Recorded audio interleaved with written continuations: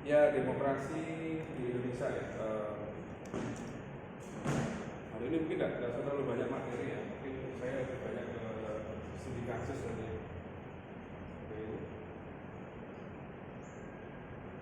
Oh, sama-sama, Mas. Ini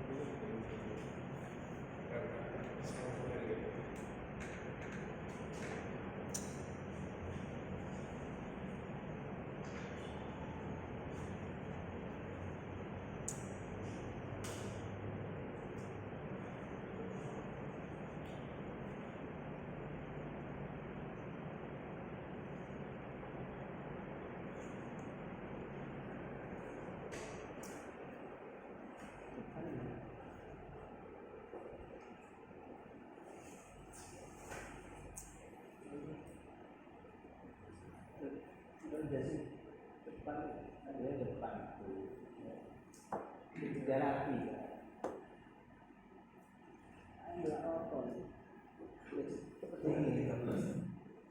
Ya, materinya adalah demokrasi Pancasila. Boleh lah.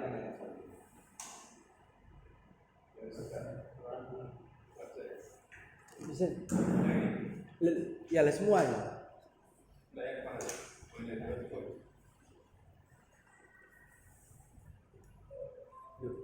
Bisa ikut itu. Nah,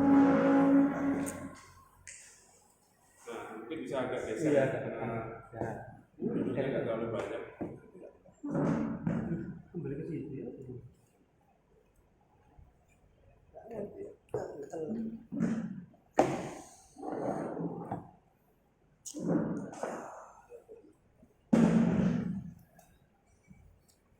Oke, bismillahirrahmanirrahim, kita mulai lagi ya, karena ada pergantian tempat duduk tadi. Ada pergeseran, jadi ya kita mulai ulang ya. Demokrasi Pancasila, Selasa 21 Mei 2024. Ini materi ke-6. Sebelum nanti kita akan beranjak ke profil belajar Pancasila, nanti kita akan lebih banyak ke praktek ya, bagaimana implementasi kurikulum merdeka dalam Waalaikumsalam. Oke, apa itu demokrasi? Mungkin teman-teman ada yang mau mengawali diskusi kali ini. Demokrasi itu apa? Rakyat. Kebebasan berpikir. Apakah Anda sudah mengalami itu? Kebebasan berpikir? Kenapa kan? Masalah dunia. Oke. Terus apa lagi? Demokrasi. Apakah di sini demokrasi dijalankan? Demokrasi menurut istilah itu kan demos kratos ya. Jadi pemerintahan oleh rakyat untuk rakyat dan dari rakyat. Itu secara istilah dari bangsa Yunani ratusan tahun yang lalu. Nah, biasanya di pondok pesantren Ma'had itu demokrasi itu tidak seperti itu implementasinya. Karena kan ada subordinasi antara pemimpin pusat sampai ke santri itu. Kalau semuanya dilakukan secara demokratis ya di pondok pesantren mungkin tidak akan bisa tidak akan menjalankan perannya secara maksimal. Misalnya kalau sholat tahajud ditawarkan dulu di santrinya, ya pasti banyak yang nggak mau. Kalau itu kebebasan berpendapat ya itu Pak Yai atau Ustadz itu kan hak masing-masing santri, ya tidak jalan sholat tahajud tidak jalan. Apalagi amalia-amalia yang lainnya juga nggak akan jalan. Makanya mungkin demokrasi itu untuk masyarakat modern. Maksud dalam tanda kutip tadi yang masalah dunia itu mungkin agak tepat di konteks itu ya. Nah, sekarang kita lanjutkan ke demokrasi Pancasila. Namanya demokrasi Pancasila berarti adalah sistem demokrasi yang berdasarkan pada nilai-nilai Pancasila. Nah, apakah demokrasi di negara lain tidak sama? Ya nggak sama. Karena nilai-nilai yang digunakan, misalnya di Amerika itu dulu yang pernah saya jelaskan, kepemilikan itu sangat besar, sangat penting sekali di sana di Amerika. Jadi milik saya itu utama. Kalau Pancasila ini kan apa? Kata kuncinya adalah musyawarah untuk mencapai mufakat. Jadi kalau ada masalah, kalau ada ketidaksesuaian antara ekspektasi itu dimusyawarahkan. Kalau di Amerika sepertinya tidak. Jadi kepemilikan atau possessing right, hak memiliki itu sangat tinggi sekali. Jadi bagaimana hak pribadi itu sangat diutamakan ya, kalau di sini kan musyawarah untuk mencapai mufakat. Itu yang mungkin tidak ada di sana ya, karena mungkin musyawarahnya tidak seperti itu. Oke, itu istilah demokrasi Pancasila ya. Saya agak cepat saja supaya nanti kita sampai ke kasus saja. Filosofisnya sila kelima sila dalam Pancasila, kemudian prinsip-prinsip. Nah ini prinsip-prinsip demokrasi Pancasila itu kedaulatan rakyat. Apa yang dimaksud dengan daulat rakyat? Ada kedaulatan rakyat ya. Pemimpin. Jadi rakyat itu adalah pemimpin. Makanya saya pernah mendengarkan siapa itu, Cak Nun ya. Mungkin teman-teman pernah dulu ketika itu pengajian itu, presiden itu adalah apa? Presiden itu tertinggi atau terendah secara struktur? Tertinggi. Kalau dalam sistem kita tertinggi kan? Kalau kedaulatan rakyat berarti kan rakyat yang tertinggi harusnya. Betul nggak? Betul nggak? Jadi para aparatur negara itu harusnya menjadi pelayan rakyat, ya kan? Karena daulat rakyat, kedaulatan rakyat. Berarti pemimpin rakyat itu menjadi pemimpin tertinggi dalam sebuah masyarakat. Kemudian prinsip yang kedua adalah persamaan hak. Persamaan hak. Ini sepertinya tidak tahu. Teman-teman, update terbaru apa terkait dengan hak dan kewajiban misalnya dalam masyarakat? Nonton berita apa? Mungkin pernah nonton update apa di dunia sosial atau di apa gitu? Beritanya yang banyak Vina, kita lihat, tahu nggak? Kamu tahu nggak Vina? Vina tahu nggak? Vina apa? Bukan, apa sih? Jembatan. Bukan. Coba Mas Amin mungkin bisa menjelaskan. Pembunuhan itu. Iya, pembunuhan itu. Bukan bioskop loh ya. Tapi Ana lihat beritanya yang sampai sekarang itu pelakunya belum ketemu lengkap. Nah, itu pembunuhan. Kita bisa ambil sebagai contoh persamaan hak. Suami istri loh. Iya, bukan suami istri. Maksud saya pacaran. Kalau dikaitkan dengan persamaan hak ini apa komentar Mas Amin? Kan semua warga negara itu sama kedudukannya di depan hukum, betul kan ya? Secara aturan begitu. Nah, ini sudah ada 8 tahun pelakunya belum ditangkap. Jadi ada 11 pelaku, 8 ditangkap, 3 belum. Konon katanya ada di balik 3 pelaku yang tidak ditangkap karena mungkin punya privilege dan sebagainya. Nah, seperti itu. Artinya persamaan hak yang menjadi prinsip atau pilar demokrasi itu ya ternyata faktanya belum kita rasakan secara merata. Persamaan hak jadi semuanya sama. Kemudian kehidupan yang berkeadilan. Jadi ya apa pendapat Anda tentang prinsip nomor 3? Kehidupan yang berkeadilan. Karena ini kan aja reflektif saja. Kita merasakan sendiri dalam kehidupan sehari-hari ini apakah negara sudah adil terhadap seluruh warga negara. Ya antum sendiri aja lah Anda rasakan. Mungkin di sini secara spesifik di Al-Kausar atau secara agak luas di lokasi yang lebih luas itu. Apakah prinsip kehidupan yang berkeadilan sudah dirasakan? Oke ya. Berikutnya musyawarah untuk mufakat ini mungkin sering kali dilakukan di teman-teman sini ya, musyawarah untuk mufakat untuk mengkondisikan apa dan sebagainya. Pemerintah yang bersih dan berwibawa. Nah ini prinsip-prinsip yang diyakini sebagai prinsip-prinsip utama dalam demokrasi Pancasila. Kedaulatan rakyat, persamaan hak, kehidupan yang berkeadilan, musyawarah mufakat dan pemerintah yang bersih. Mungkin di poin musyawarah untuk mufakat ini yang tidak ditemukan di negara-negara demokrasi lainnya. Karena demokrasi lainnya punya pendekatan yang berbeda-beda. Nah, di sini kan ada keluarga. Ini saya akan perhatikan. Oke, ini unsur-unsur demokrasi dalam sebuah negara itu ada namanya tripartit ya. Ada MPR. Itu strukturnya. Tahu kan? Pernah dengar MPR ya? Majelis Permusyawaratan Rakyat gitu. Ketuanya siapa? Nggak tahu. Ketuanya Mbak Puan. Bukan ya? Puan itu DPR ya? DPR. DPR siapa? Saya juga tidak hafal ketua. Pokoknya ada unsur Majelis Permusyawaratan Rakyat. Itu yang pertama. Berikutnya ada DPR, ini Mbak Puan, itu DPR ya. Ada Presiden, ada MA, Mahkamah Agung, ada Mahkamah Konstitusi, ada BPK. KPK. KPK tidak menjadi bagian karena KPK ini kan di bawahnya nanti Presiden. Nah di semua ini sudah pernah ditemukan yang korupsi pernah nggak? MPR ada nggak? Lembaga korupsi. DPR ratusan, Presiden kayaknya masih sebelum ya. MA terakhir kemarin ada, MK ada, BPK ada. Kalau organisasinya tidak bersih ya tadi bagaimana pemerintahan yang adil berwibawa terjadi ya agak sulit. Nah, mungkin teman-teman nanti kalau jadi bagian dari ini anggota DPR mungkin sampai di suatu saat mungkin bisa melakukan perubahan. Oke ya, jadi ada MPR, DPR, Presiden, MA, MK dan BPK. Nah,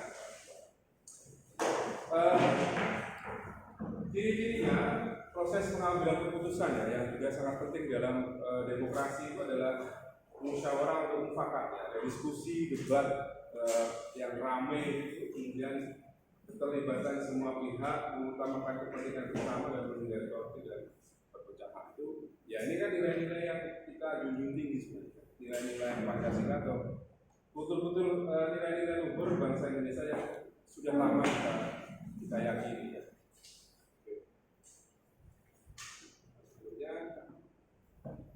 Nah ini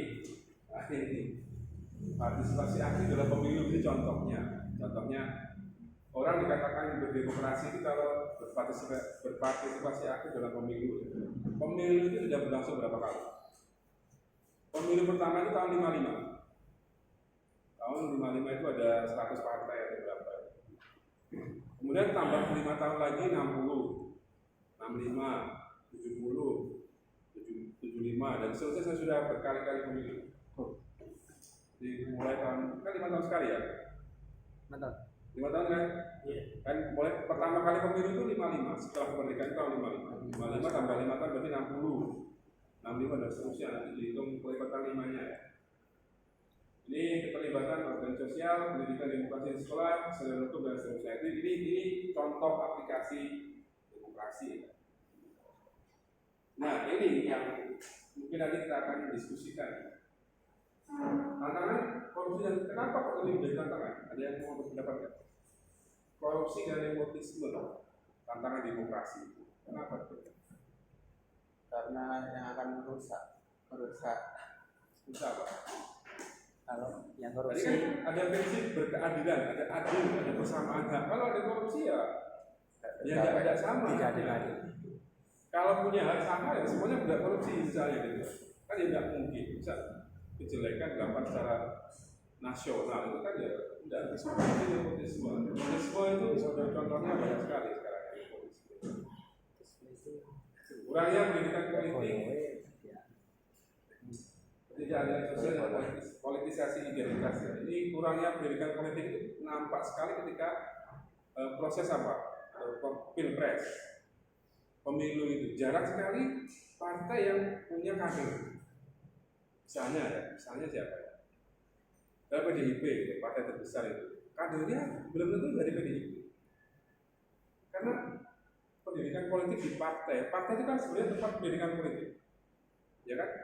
Anda kalau pengen jadi, karena tujuan partai itu kan untuk berkuasa terus mengatur pemerintahan dan seterusnya. Kalau pendidikan politik di partai nggak jalan, ya dia pasti akan saling comot. Misalnya apa? PKB mengambilnya Pak Anies, gitu ya. Pak Anies kan secara notabene tidak berpartai. Nasdem, kenapa tidak kadernya sendiri yang diambil, tapi kok mengambil tokoh yang punya popularitas, gitu seperti itu. Artinya kan perlunya pendidikan politik. Jadi kalau pendidikan politiknya nggak jalan di partai ya, dia pasti akan kesulitan mencari figur yang akan ditampilkan ketika pilpres atau pemilu kan. Pemilu itu kan showcase gitu ya, apa ya, tunjuk pamer gitu kan. Oh ini calon yang saya andalkan. Gitu. Tapi kalau nggak punya pendidikan politiknya nggak jalan, kaderisasi nggak jalan, ya pasti dia akan comot. Sosial, Anda sudah tahu contohnya banyak sekali di lapangan. Politisasi identitas juga seringkali digunakan, apalagi kalau musim-musim tahun politik. Nah, berikutnya itu pemilu ya misalnya. Ya karena demokrasi pasti ada, nanti pasti yang banyak dibahas adalah pemilu. Ya.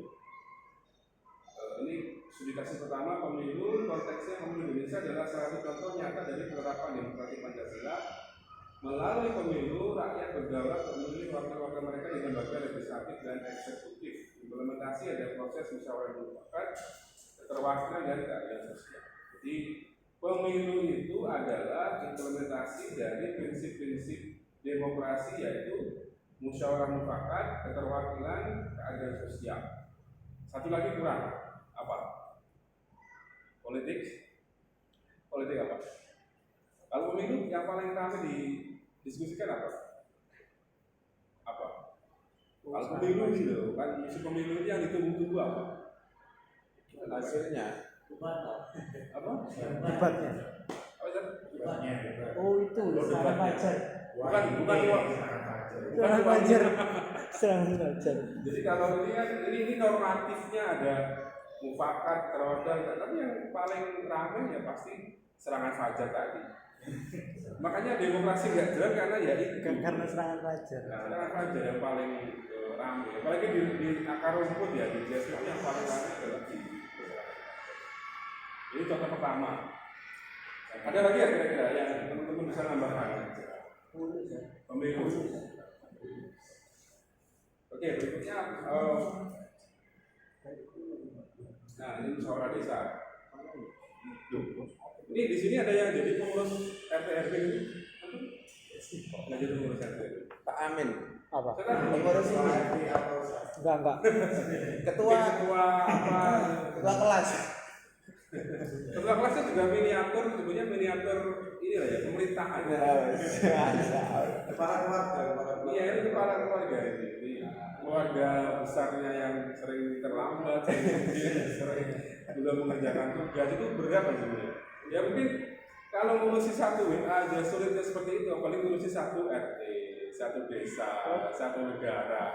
Anda bisa bayangkan sendiri temannya segini yang tiap hari ketemu aja susahnya seperti itu, apalagi yang rakyatnya ribuan. Bisa dibayangkan sendiri ya. Ini berarti nggak ada ya, dari sekian ini nggak ada yang menjadi pengurus RT gitu. Yang tinggal di desa, yang tinggal di luar mana siapa? Kan itu aja. Saya di luar mana, Pak? Pengurus RT kan? Pernah ikut rapat RT kan? Terus saya pernah dulu. Pernah ya? Mungkin dulu. Rame nggak? Perkumpulan apa? Hari Nyari bapak ya. Kalau ada bapak ngopi lah paling ya. Ngopi, Makan gorengan, terus cangkruk. yang penting itu cangkruan itu. Berarti kalau bisa ngopi cangkruk dengan santai, berarti kondusivitasnya tinggi. Jadi situasi kamtipmasnya terjaga. Tergantung, Pak. Aktivitasnya apa? Maksudnya gimana? Kalau perjudian ya, Pak,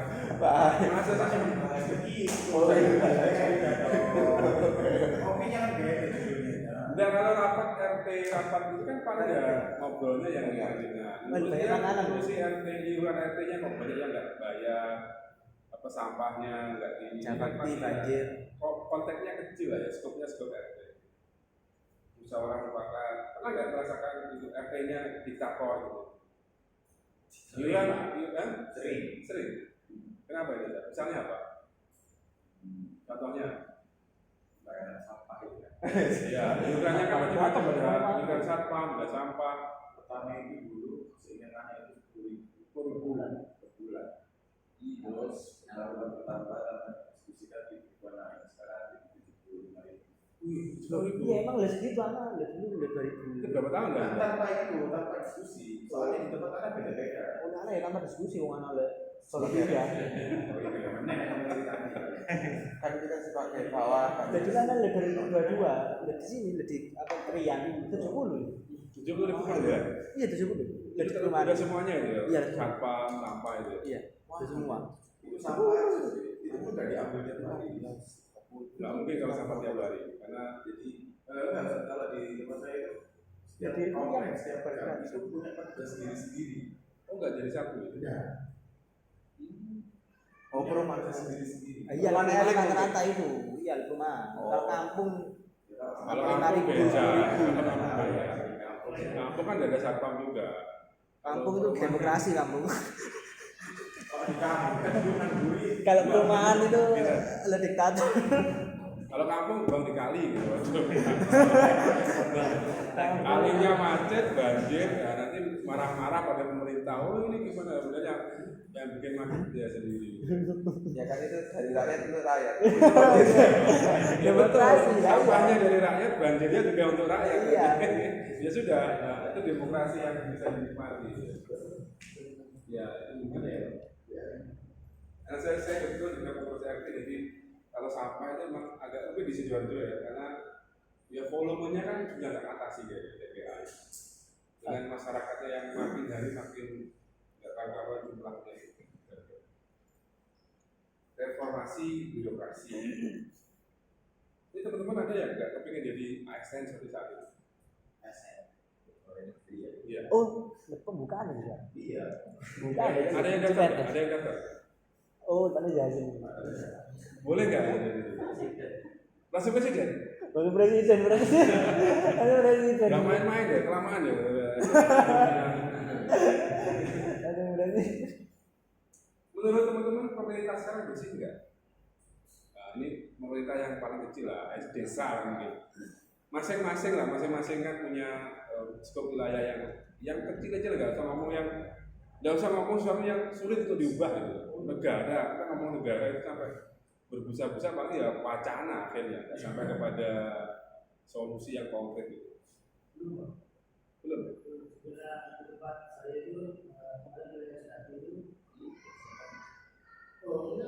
Iya, skop aja.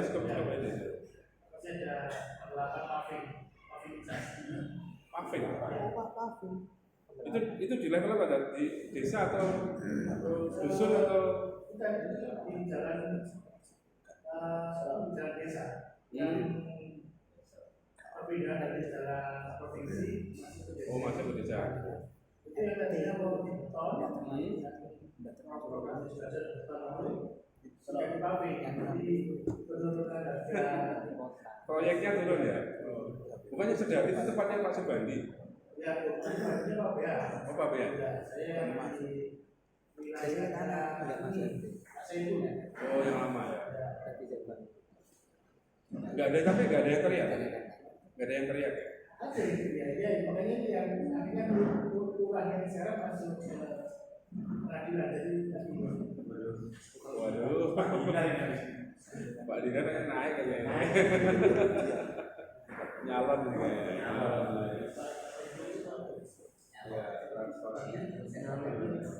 Kalau transparansi di desa itu yang minimal itu adalah apa itu? Pada banner besar itu APBD-nya, anggaran pendapatan belanja desa itu dicetak besar. Jalan-jalan ya. Tidak tahu tapi ada nggak yang pernah menanyakan gitu? Mungkin di foto Pak Lurah ini maksudnya apa gitu? Ini buktinya apa? Gitu. Kayaknya nggak mungkin. Ada sosial dan seterusnya. Kita nanti ini apa? Korupsi.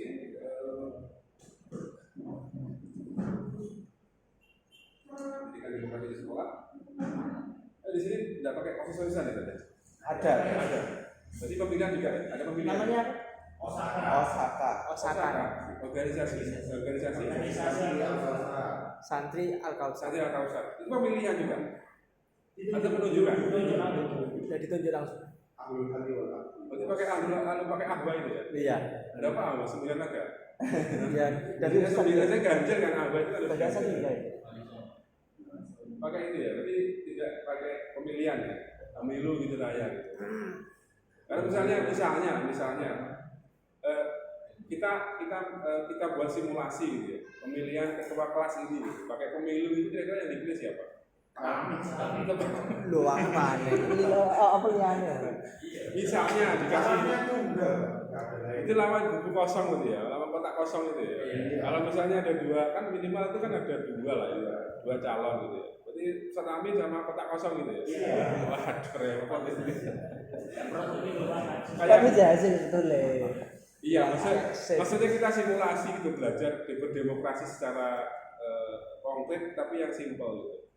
Ya siapa tahu dari sekian ini kan nanti ada kelasnya ada gitu. Ustaz harus Ustaz Amin gitu misalnya. Ada yang nggak suka Ustaz Amin itu kan boleh kan demokrasi. Tadi kan ada musyawarah mufakat misalnya. Oh Ustaz Amin ini misalnya harus terlalu cerewet gitu. Ya kan demokrasi kan seperti itu kan. Misalnya saya bisa baca pikiran teman-teman semua ini pasti pikirannya macam-macam Ustaz Amin. Jadi kalau Ustaz Amin coba berikan pendapat antum gitu, mesti di otaknya itu wah cerewet ini. Tapi ketika ditanya, oh baik Ustaz, ini kan biasa. Politik ya. Politik ya makanya itu. Politik itu katanya baik di depan, ya di belakangnya nilai sendiri lah ya. Jadi itu Osaka itu penunjukan gitu. Jadi tunjuk langsung. Kenapa itu nggak dipilih? Ini ada alasannya. Biasanya itu dipilihnya itu dari kelas masing-masing. Perwakilan gitu ya. Pengen milih siapa? Setiap kelas itu kan ada misalnya kan ada wali kelas. Biasanya wali kelas itu yang mengajukan nama-namanya itu ke Osaka yang sebelumnya, dan Osaka yang sebelumnya akan rapat dengan pihak sajian seperti itu untuk menentukan mana yang tepat ini untuk dipilih. Karena di sekolah-sekolah biasa itu kan ada pemilu raya namanya. Jadi sehari itu nggak ada pelajaran, isinya kampanye. Di sekolah-sekolah negeri atau sekolah-sekolah yang tidak berbasis ma'had itu seperti itu. So di SMA negeri mana gitu, itu sehari itu pemilu raya. Ada 3 kandidat gitu misalnya, ketua OSIS sama wakil ketua OSIS, mereka kampanye, ya seperti pemilu gitu lah, ada debat calon ketua OSIS, bener, di sekolah-sekolah itu seperti itu. Ada lembar kartu suara juga ada. Iya. Nanti mereka keliling kelas-kelas, mereka pilih terus dicoblos. Iya. Ada serangan fajar. Serangan fajar kan kantin. Kantin itu. Kalau saya jadi ketua OSIS kantin gratis gitu, bisa. Jadi kampanye mirip dengan politisi. Jadi mulai dari kecil sudah dididik jadi. Gratisnya pas tutup maksudnya. Kantinnya gratis, isinya bayar. Kan jadi sekolah gitu. Ya seperti itu. Jadi mungkin langsung bisa. Oh ini. Nah ini nanti kembali lagi saya minta teman-teman diskusi ya. Nanti ada beberapa kasus yang sudah saya siapkan. Ini yang menjadi sorotan utama itu korupsi di pemerintahan desa di daerah. Kayaknya kok ada berapa ratus ribu desa kabupaten kecamatan ya, ribuan lah di Indonesia itu. Hampir semuanya tiap hari kita dengar berita seperti itu. Kabupaten sana, kabupaten ini, kabupaten terakhir kabupaten Sidoarjo juga kena. Terus diskusinya apa penyebab utama dan seterusnya nanti seperti biasa kita diskusi kelompok ya, supaya lebih interaktif. Ini satu kelompok nanti, satu kelompok ini aja ya, satu kelompok baris ini aja, 1, 2, 3. Nanti ustadzanya nunggu kalau datang kelompok keempat. Ini kelompok pertama, tolong diperhatikan. Ini pointernya. Korupsi di pemerintah daerah. Nanti supaya lebih valid, tolong diberikan contohnya. Contoh kita mungkin sederhana saja lah. Kita sekaligus mengkritisi, tapi juga memberikan solusi. Kita jangan hanya kritis tapi tidak ada solusi. Wes gini. Wah, itu ya bisa semua orang. Ya tidak semua orang bisa, cuman kalau bisa kritisi tapi bisa kasih solusi itu akan lebih baik. Ini kelompok pertama, nanti kelompoknya Setamin dan teman-teman di sini. Silakan pointernya ini dilihat penyebabnya. Ada 3 pointer yang menjadi bahan diskusi nanti. Berikutnya kelompok 2 nanti coba di sini senjangan sosial dan ekonomi bisa difoto ya. Ini mungkin nomor 1 bisa difoto. Ini nomor 1. Nomor 1 di diskusi ya supaya ya karena demokrasi kita pasti akan musyawarah mufakat. Oke ya, kemudian kelompok 2 ini senjangan sosial ekonomi. Pertanyaan diskusinya ini. Oke. Kemudian kelompok 3 bisa dilihat ya teman-teman. Diskriminasi ini ya. Ya.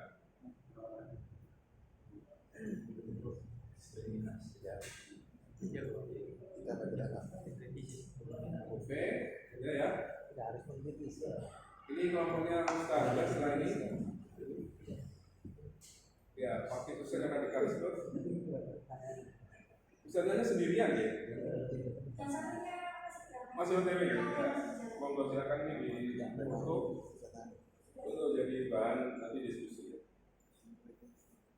Karena diskusi sampai solusi, saya beri waktu cukup panjang, nanti maksimal 20 menit ya untuk diskusi sampai solusi. Dan solusinya konkret gitu ya.